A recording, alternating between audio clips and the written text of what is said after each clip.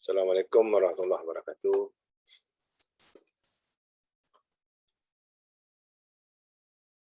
Waalaikumsalam warahmatullahi wabarakatuh. Waalaikumsalam warahmatullahi wabarakatuh. Selamat pagi adik-adik semua. Kita lanjut kuliah kita hari ini.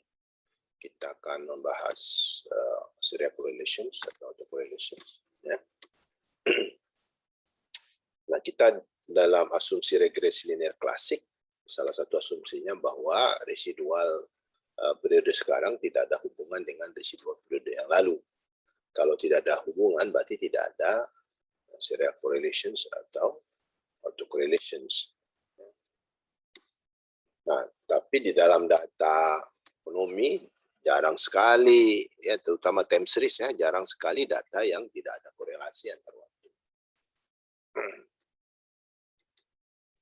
Nah, dalam bagian ini kita akan membahas topiknya yaitu apa itu autokorelasi atau serial korelasi. Kemudian apa akibat kalau ada serial korelasi pada hasil estimasi kita. Yang ketiga, bagaimana kita menentukan ada tidaknya autokorelasi. Yang keempat, bagaimana kita menyelesaikan masalah autokorelasi. Nah, masalahnya katanya ini di dalam teori ya. Nah, kita persamaan 325 itu menyatakan bahwa tidak ada hubungan residual sekarang dengan sebelumnya. I tidak sama dengan J itu artinya kalau I-nya 2, J-nya 1. Jadi itu tidak sama dengan ya. Artinya tidak ada serial korelasi antara periode sekarang dengan periode sebelumnya. Nah, itu asumsi kita. Asumsi kita itu seperti 325 ini. Nah, kenyataannya pasti ada serial korelasi ya, terutama untuk data time series. Nah, kalau ada serial korelasi, maka hubungan antara residual sekarang dengan residual sebelumnya itu tidak sama dengan 0.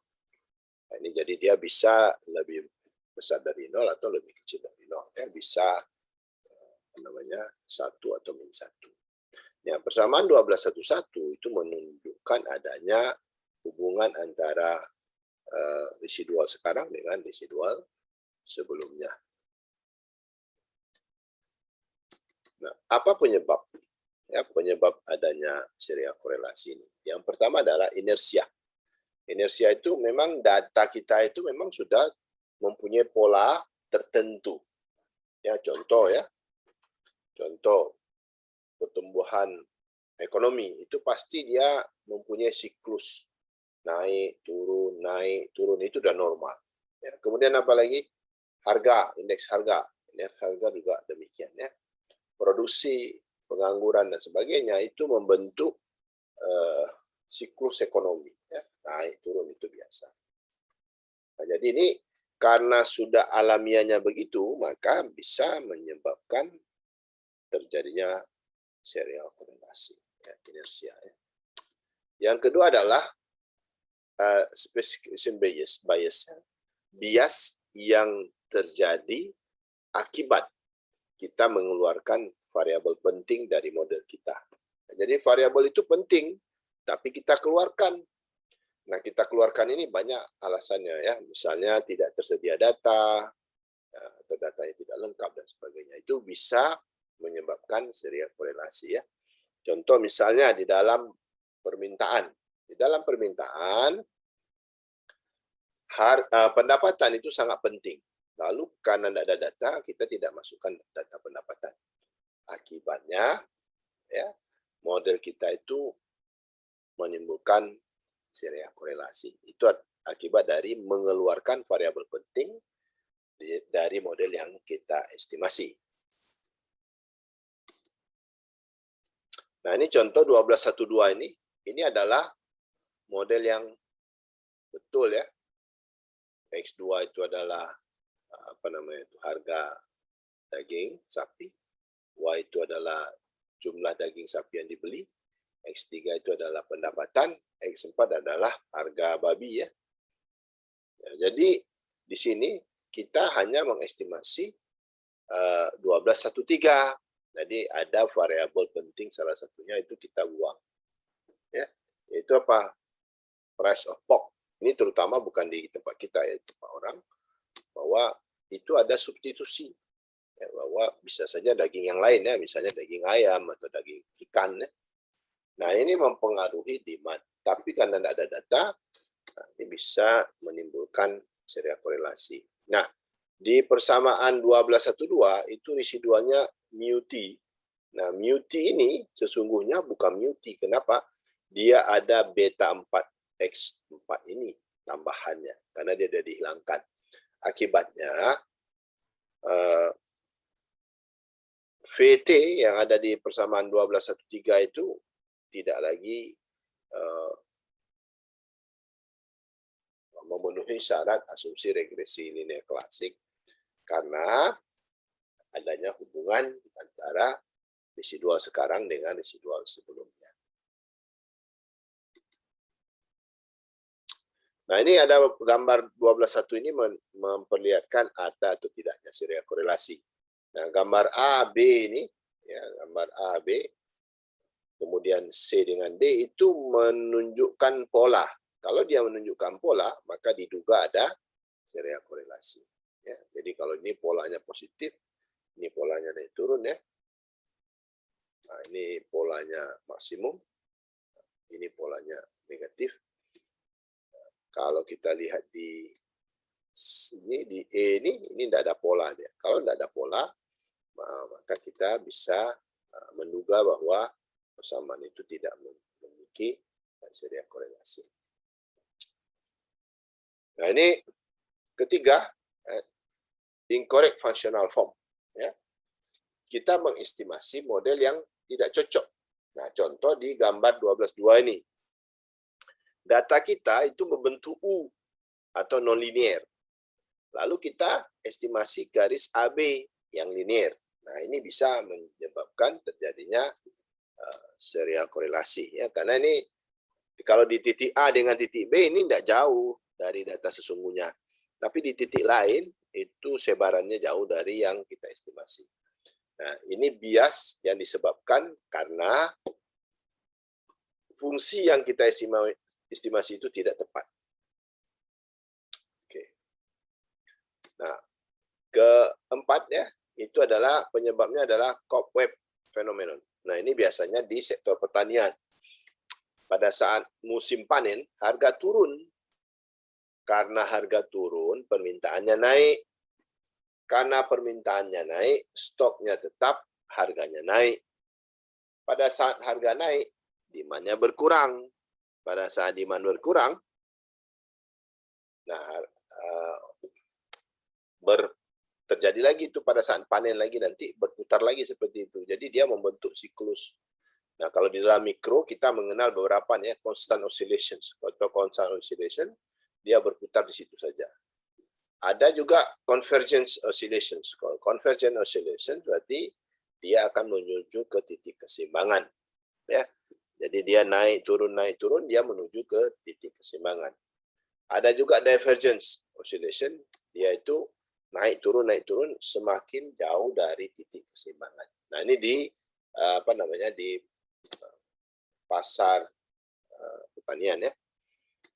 Nah, yang kelima itu lag ya, variabel lag.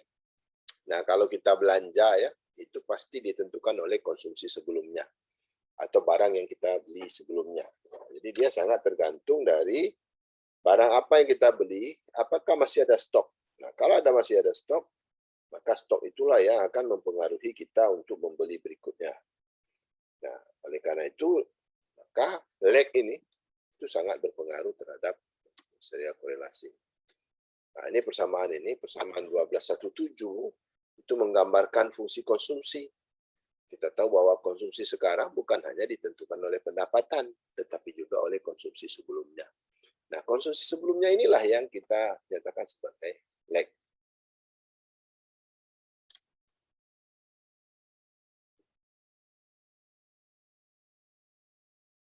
Oke.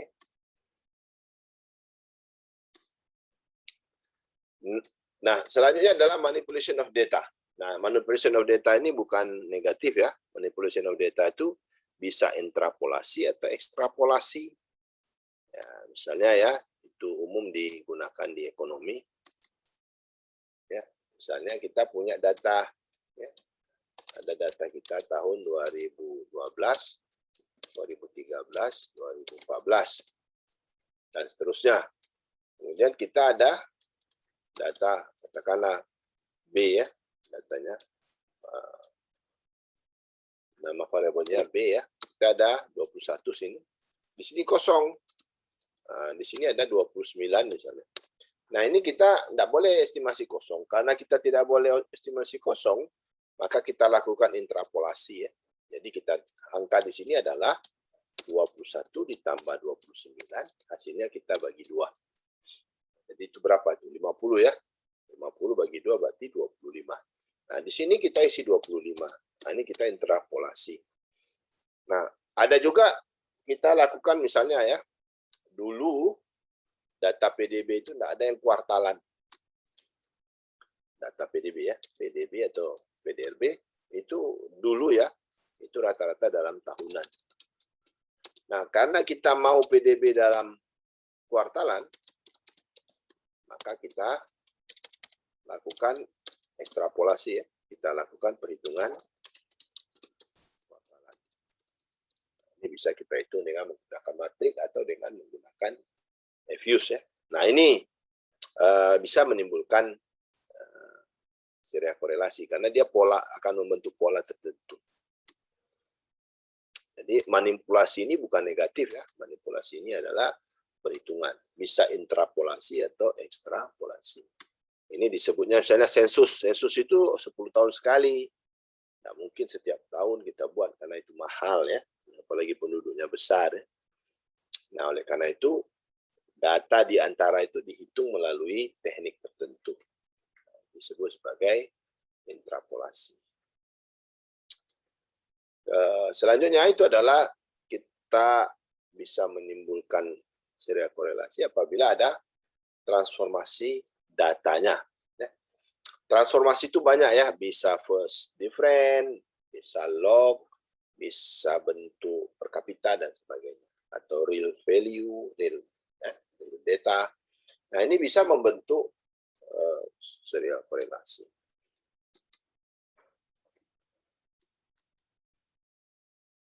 Nah, penyebab lainnya adalah non-stationarity, bahwa data kita itu tidak stasioner. Nah ini sangat banyak ya.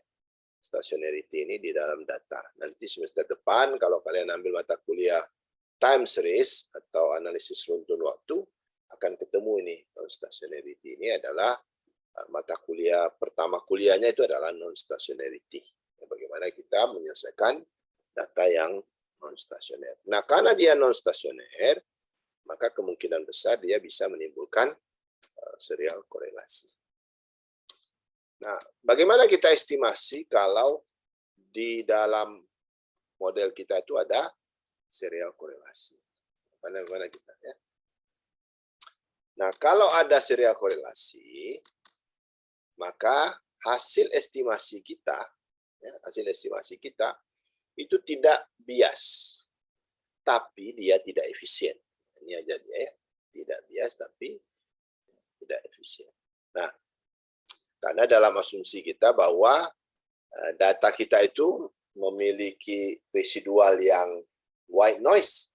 White noise itu artinya dia rata-ratanya 0, variannya konstan. Ya.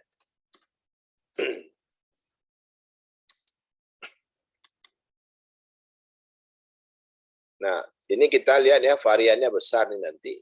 Karena ada serial korelasi, maka variannya menjadi lebih besar. Nah, kalau dia variannya besar, maka standar errornya besar. Kalau standar error besar, kita mendapatkan T hitung yang akan kecil. Nah, kalau T hitung kecil, menyebabkan dia tidak signifikan secara statistik.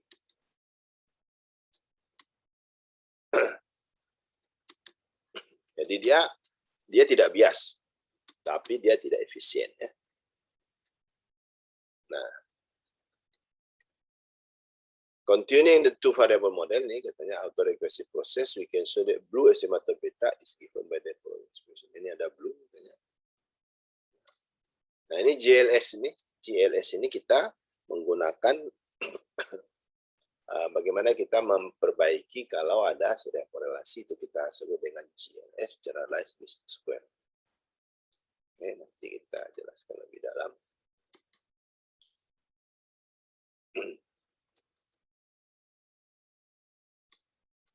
Ya.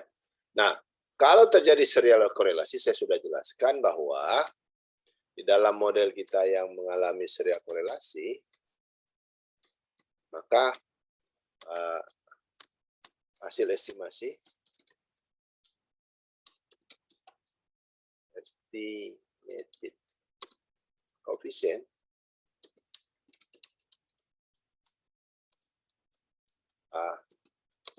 unbiased. Ini ya. Jadi dia tidak bias. Ya, tidak bias, tapi tidak efisien. Nah, ini dia. Dia tidak bias, tapi tidak efisien. Ya, tidak efisien artinya variannya besar. Ya. Oke, kalau tidak efisien,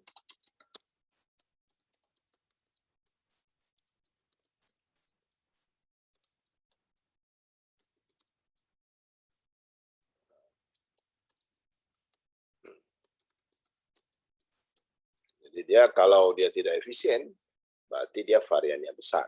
Nah, kalau dia variannya besar, maka bisa menimbulkan hasil estimasinya tidak signifikan secara statistik.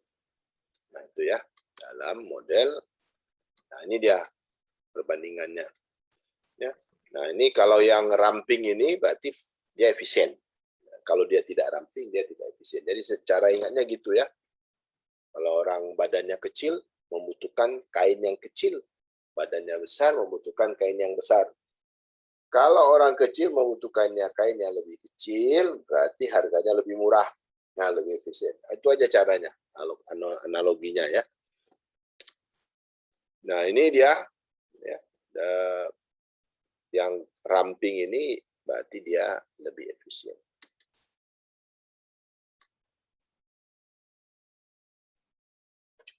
Nah, jadi karena dia tidak efisien, maka bisa saja variabel yang kita estimasi itu seharusnya dia signifikan menjadi tidak signifikan. Ya, akibat dari varian yang besar. Oke, ada pertanyaan sampai di sini?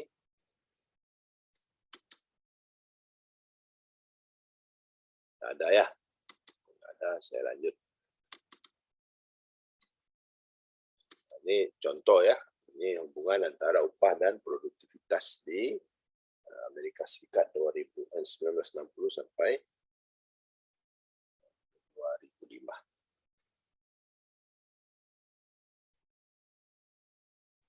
Nah, nanti dilihat sendiri ya. Nah, bagaimana kita mendeteksi atau korelasi? Yang pertama secara grafik. Nah, secara grafik ini bisa saja kita menduga ya, ada atau tidaknya serial korelasi. Nah, ini kalau kita lihat di sini gambar ini ada pola ya. Kalau ada pola tertentu, maka patut kita duga bahwa data kita itu mengandung serial korelasi.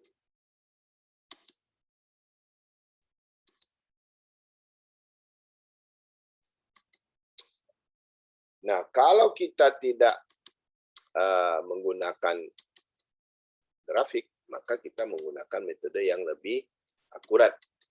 Ya. Akurat dengan apa? Yang pertama dengan Durbin-Watson. Nah, rumus Durbin-Watson ini ada di persamaan 1265. Nah, ini persamaannya ya. Persamaannya Durbin-Watson itu. Dia Durbin-Watson ini punya tabel sendiri ya, tabel distribusi sendiri, tabel distribusi Durbin-Watson. Nah, kalau kita mau menggunakan Durbin-Watson, maka asumsinya harus terpenuhi. Ya, apa asumsinya? Yang pertama, Ini asumsi pertama. Regresi yang kita estimasi harus punya konstanta. Nah, jadi kalau dia tidak ada konstanta, maka Durbin-Watson tidak bisa digunakan. Satu. Yang kedua, bahwa variabel bebas kita itu adalah variabel yang tidak random. Ya, jadi dia fix in repeated sampling. Ya, jadi dia bukan variabel random, dia adalah variabel fix. Ya. Itu artinya adalah variabel kita itu, variabel bebas itu tidak mempunyai korelasi dengan residual. Yang ketiga, bahwa residual itu dihasilkan dengan metode first order autoregressive. Dengan metode itu kita hasilkan. Ya. Jadi tidak boleh yang lebih tinggi. Yang keempat, error term itu diasumsikan terdistribusi secara normal. Itu asumsinya.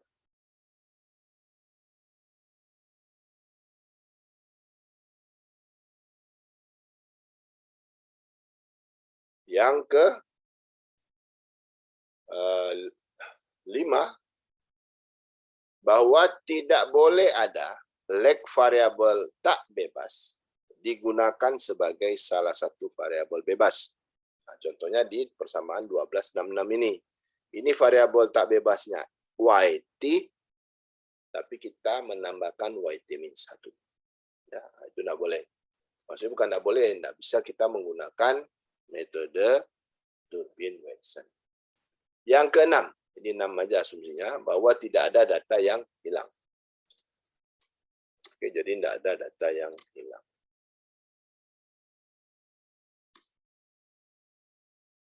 Jadi asumsi ini harus terpenuhi sebelum kita menggunakan Durbin-Watson.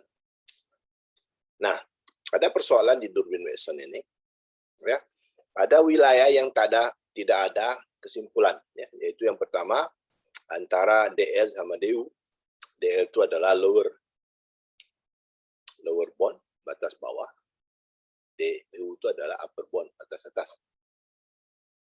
Yang kedua, 4 kurang DU dengan 4 kurang DL. Nah, ini kelemahan dari Durbin-Watson ini. Nah, di sini saya buat dulu hipotesisnya. Jadi nolnya, no serial relationship. Ya, berarti kalau begitu A-nya adalah serial correlation exists. Nah, ini kalau kita tolak H0 berarti ada serial korelasi. Kalau tidak tolak H0 berarti tidak ada serial korelasi. Jadi ya kalau kita di ini yang serial correlation-nya. Nah, kalau kita lihat di homoscedasticity. Ini H0-nya adalah homoscedasticity. Sedangkan HA-nya adalah heteroscedasticity.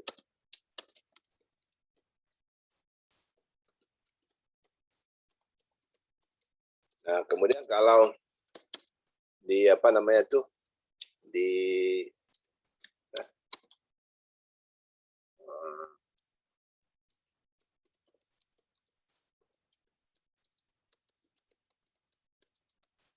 nah, ini kalau di normalitas, ya, normalitas H0-nya adalah residual terdistribusi secara normal.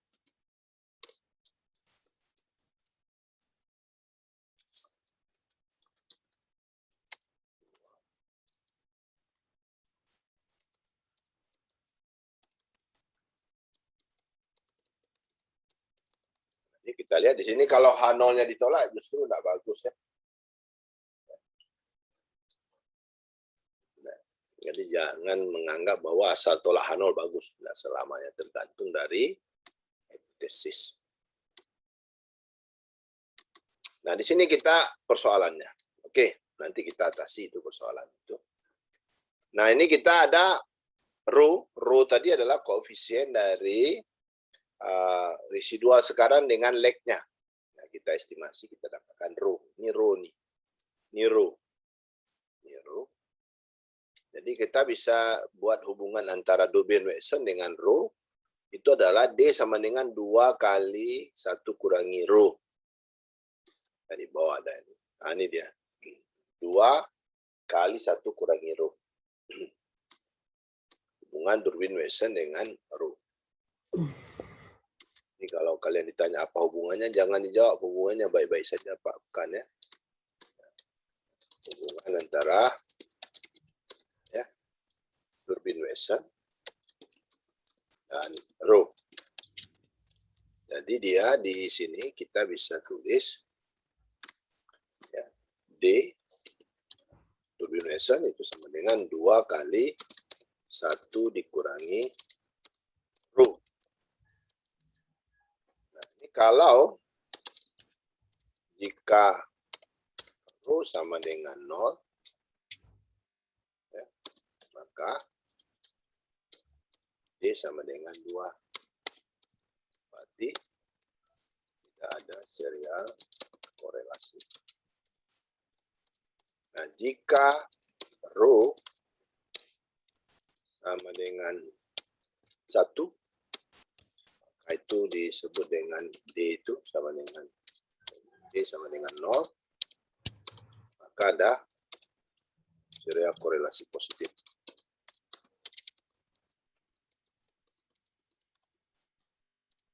Nah, jika rho sama dengan min 1, maka D sama dengan 4. Nah, berarti ada serial korelasi negatif. Ya, nah, ini hubungan antara rho dengan. Nah, yang bagus itu apa? Rho-nya 0. Itu idealnya. Oke, itu idealnya rho-nya 0. Nah, jadi ini hubungan antara rho dengan Debye-Watson. Oke. Nah, jadi Debye-Watson itu nilainya dari 0 sampai 4. 0, 4. Ya, kalau 0 itu artinya positive serial correlations, kalau 4 artinya negative serial correlations. Ya. Nah, untuk mengatasi ada wilayah yang tidak ada keputusan tadi yang di sini ini antara DL sama DU dan 4 kurang DU kurang 4 kurang DL, maka caranya adalah kita bisa saya hapus ini. Dan caranya run OLS, oke. Kemudian dapatkan residual. Oke. Kemudian buat lag residual. Lalu run residual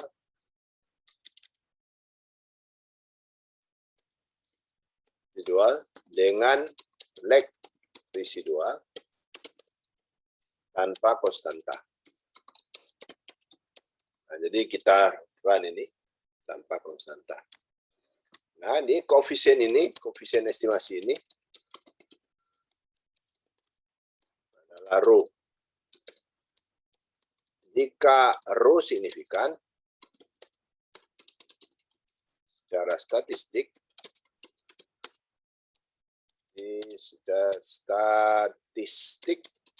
maka ada serial korelasi.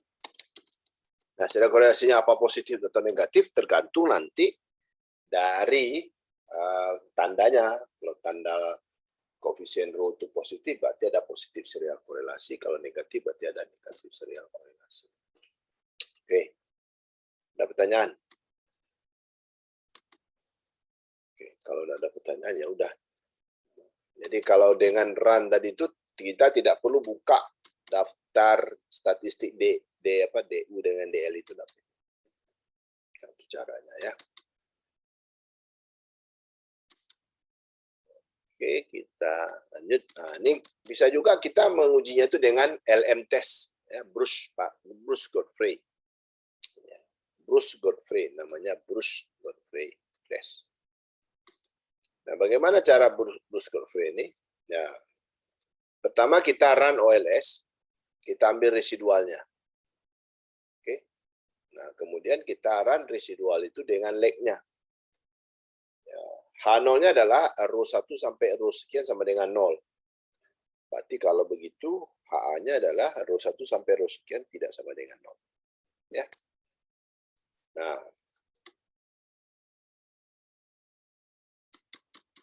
Nah, kemudian setelah itu kita estimasi lagi residual ini, ya, dengan X-nya ditambah dengan leg. Nah, ini ya, seperti persamaan 12, 6, 17. Ini kita run residualnya dengan X dan leg dari residual. Oke. Nah, lalu kita hitung statistik Bruce Godfrey ini. Caranya gimana? N kurangi P. P itu dari persamaan 1267. Berapa banyak variabelnya? Dikali R kuadrat. R kuadrat itu dari persamaan 1267. Dibandingkan dengan chi-square. Ya, chi-square. Kalau BG ini lebih besar dari chi-square, maka H0 ditolak. Kalau H0 ditolak, berarti ada serial korelasi. Itu Bruce Godfrey.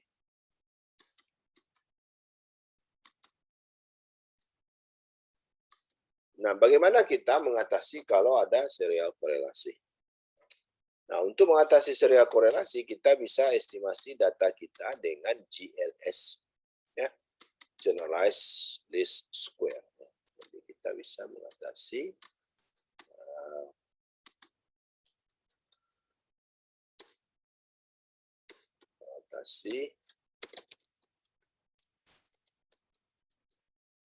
serial korelasi dengan estimasi model GLS, Generalized Least Square. Nah, ini kita harapkan setelah kita gunakan GLS ini, maka serial korelasinya hilang. Nah, ini harapannya.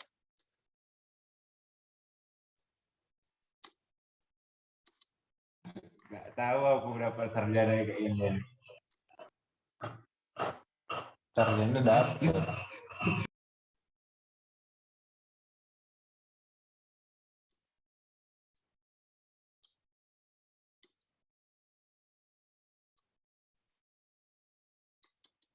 Nah, ada misspecification. Nah, kalau terjadi misspecifications, maka kita memperbaiki modelnya. Jadi tidak perlu pakai GLS, tetapi hanya mengganti modelnya, ya.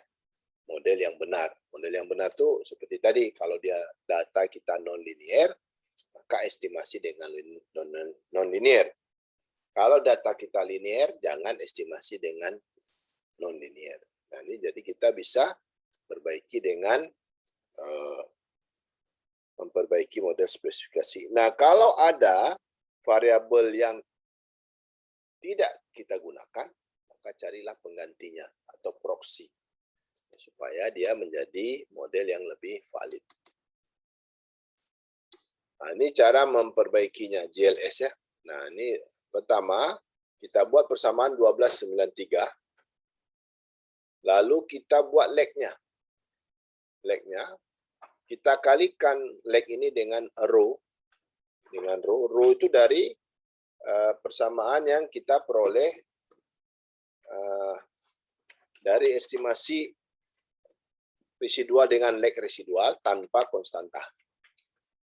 Setelah itu, kita kurangkan persamaan pertamanya dengan leg yang sudah kita kali dengan row tadi. Nah, ini dia. Nah, jadi kita buat seperti persamaan di 1295. Oke, 1295. Nah, kemudian ini datanya sudah kita perbaiki. Ya, sudah kita perbaiki menjadi Y bintang. Nah, Y bintang inilah yang kita gunakan dengan OLS, namanya menjadi GLS, Generalized Least Square. Ya. Nah, ada persoalan ini di mana sampel pertama hilang. Nah, untuk memperbaiki sampel pertama itu digunakan persamaan ini. Nah, jadi itu ya, persamaan ini. Untuk Y1, sampel pertama itu adalah 1 dikurangi rho kuadrat akarnya dikalikan dengan nilai Y yang pertama. Ya, kita kalikan. Kalau X juga gitu. Ya, jadi 1 dikurangi rho kuadrat, kita ambil akarnya, kita kalikan dengan X1-nya, X yang pertamanya, sampel pertama. Kalau X2 juga dengan sampel pertama dari X2 itu. Nah, itu cara kita mengalihkannya. Oke. Nah, itu menghilang kalau ada variabel yang hilang. Ya. Nah, kalau kita tidak tahu koefisien rho itu, maka kita bisa menggunakan first different. Ya, first different ini biasa kita akan gunakan di time series nanti. Kita gunakan first different. Ya. Oke. Nah, setelah kita first different, maka kita menghitung kembali koefisien estimasi dari model yang kita transformasi tadi. Oke, kira-kira ada pertanyaan untuk sampai di sini? Nah, ada satu lagi pendekatannya disebut dengan HAC, itu adalah heteroskedasticity auto correlations consistence, ya. Jadi dia pakai HAC itu bisa juga. Kita bisa memperbaiki dua hal sekaligus, ya.